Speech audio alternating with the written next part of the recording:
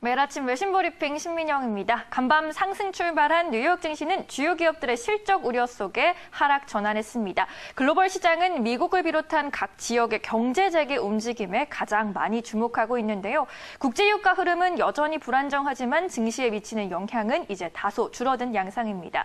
그럼 수요일 아침 외신들이 주목한 소식들 살펴보시죠. 먼저 마켓워치의 헤드라인 보시면요. 투자자들이 경제 재개에 대한 다운사이드 리스크를 우려했다고 지적했습니다.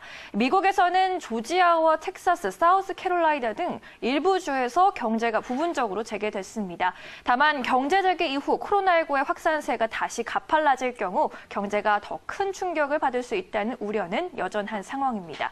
자세한 기사 내용 열어보죠. 일각에서는 증시의 반등 흐름이 다소 이른 것이 아니냐라는 경계심도 나오면서 매물이 출회되는 모습이었습니다. 연준이 파격적인 돈풍기를 이어가면서 증시에 훈풍을 제공하고 있지만 코로나19 사태의 경제적인 후폭풍이 이어지는 상황을 고려했을 때 아직은 신중을 기해야 한다는 겁니다.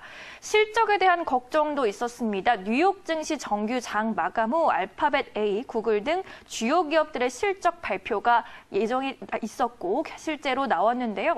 실제로 실적을 확인해보니 그리 나쁘지는 않았지만 아무래도 이러한 기업들의 주가가 장중 하락세를 보이면서 실적에 대한 우려감을 대변했습니다. 이로 인해 장중 미국 증시에 일부 경계감을 안긴 가운데 국채금리가 장중에 하락한 모습도 포착됐습니다.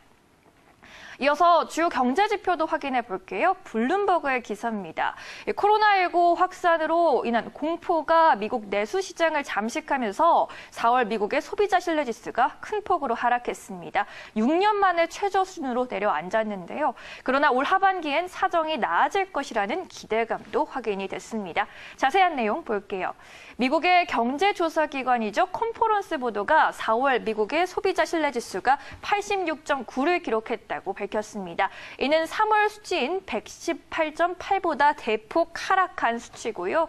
전월 조사가 코로나19의 확산세가 정점에 이르기 전인 3월 중순께 실시된 점을 감안했을 때 이번에 발표된 조사 결과는 코로나19로 인한 경제적인 타격이 본격적으로 반영된 수치입니다.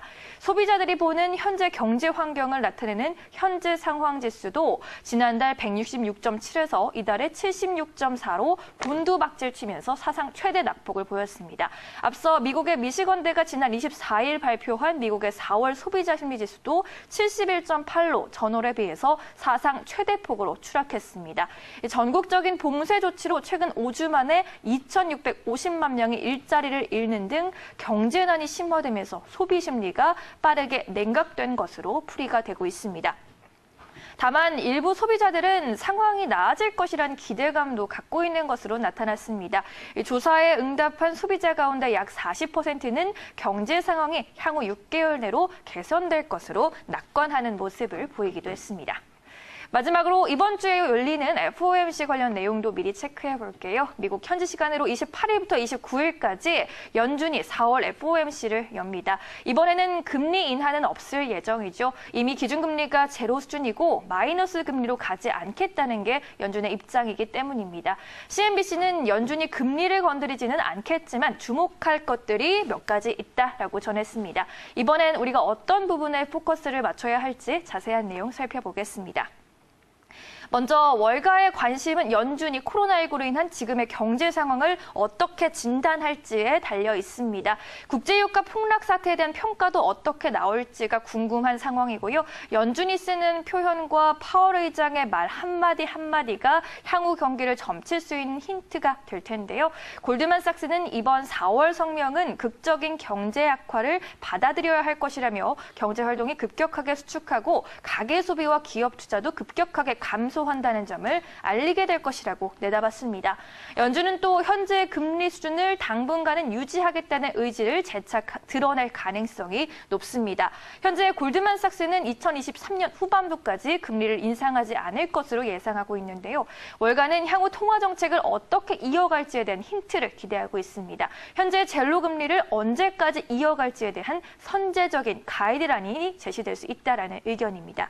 그리고 이와 별도로 1분기 미국의 경제 성장률 예비치도 눈여겨봐야 합니다. 현재 시장에서는 마이너스 3.9% 정도를 예상하고 있습니다. 이렇게 해서 외신 브리핑 1부 함께 하셨습니다.